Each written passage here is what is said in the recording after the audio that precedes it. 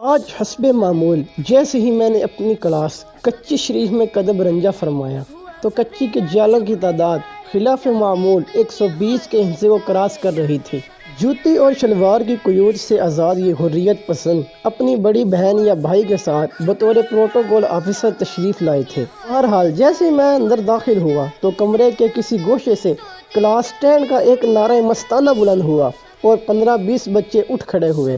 باقی تمام رموز دنیا سے آزاد اپنے خانہ جنگی میں مصروف رہے۔ چنانچہ اپنی موجودگی کا احساس دلانے کے لیے میں نے السلام علیکم کی بآواز بلند صدا لگائی، جس کا جواب دو چند نے دے کر بھرم رکھ لیا۔ تو جناب جیسے ہی میں کرسی پر براجمان ہوا، کلاس روم کمرہ عدالت میں تبدیل ہو گیا۔ 30-35 مدعیان نے بیک وقت اپنا استغاثہ دائر کر دیا۔ کسی نے پینسل تراش گم ہونے کی شکایت کی تو کسی نے ہتک عزت کا دعویٰ دائر کر دیا۔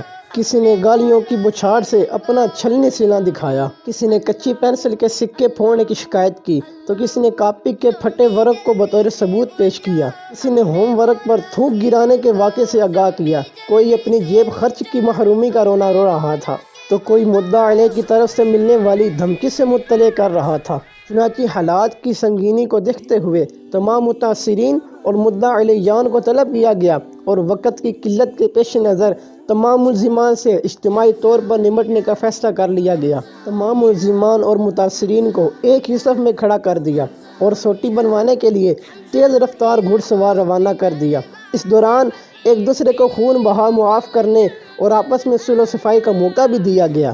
چنانچہ جیسے ہی کلاس میں چمک نما سوٹی کا ظہور ہوا تو کچھ اس طرح کی صورتحال تھی۔ بقول شاعر ایک ہی صف میں کھڑے ہو گئے محمود و ریاض، نہ کوئی ملزم رہا نہ کوئی بندہ ناراض۔ 1 منٹ کے اندر بھائی چارے کی فضا قائم ہو گئی۔ میں نے بھی عام معافی کا اعلان کرتے ہوئے تعلیمی عمل شروع کرنے کا اعلان کر دیا، مگر یہ کیا! ابھی اسکول لگے 40 منٹ بھی نہیں ہوئے تھے کہ ناشتے والے انڈوں نے ستانا شروع کر دیا اور وہ خشک سالی شروع ہو گئی کہ جیسے سبھی نے کل سے لنگڑی روزہ رکھا ہوا ہے اور مثانہ کی کمزوری کی عارضے میں مبتلا مریض بھی آنے لگے۔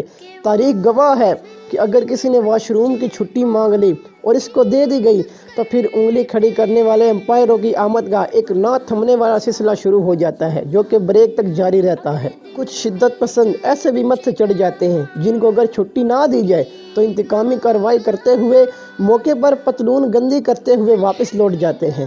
چنانچہ 121 بچوں کی نفری لیے داد وصول کرنے کے جذبے سے سرشار جناب ہیڈ ماسٹر کے دربار میں حاضر ہوا اور دست بستہ عرض کی کہ جناب آئیں اور تشریف لائیں اور دیکھیں ہم معیار تعلیم، فروغ علم اور طلباء کی عدد افزودگی کے لیے کیسے کوشاں ہیں۔